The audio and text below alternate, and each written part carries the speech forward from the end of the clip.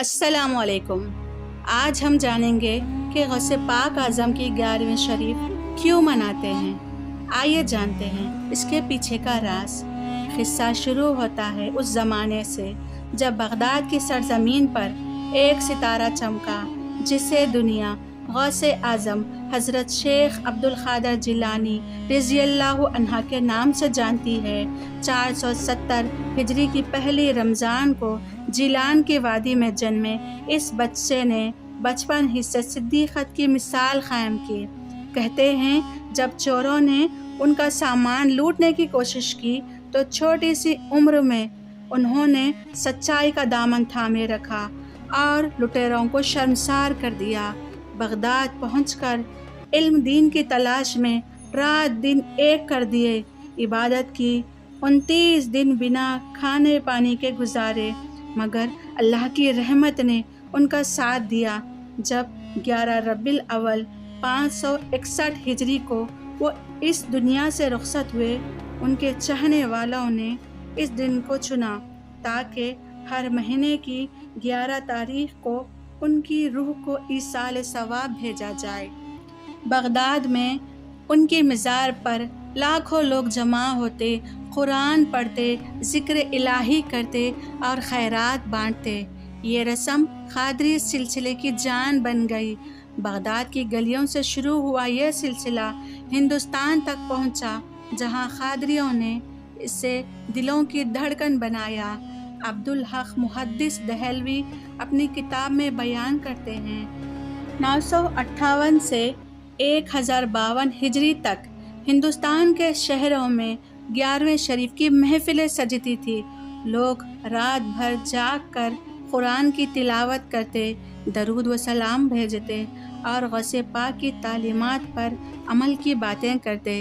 ये दिन उनकी विसाल की याद में चुना गया, मगर इसका मकसद सिर्फ याद करना नहीं बल्कि उनकी रूहानी ताकत से जुड़ना था।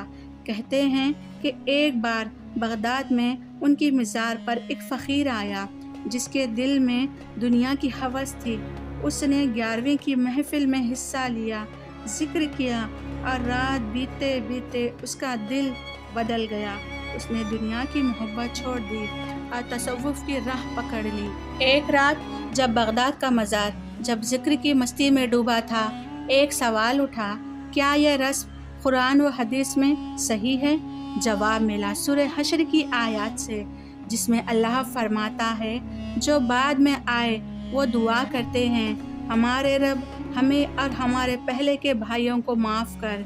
ये आयत बताती है कि बाद में वालों की दुआ पहले वालों के लिए कबूल होती है।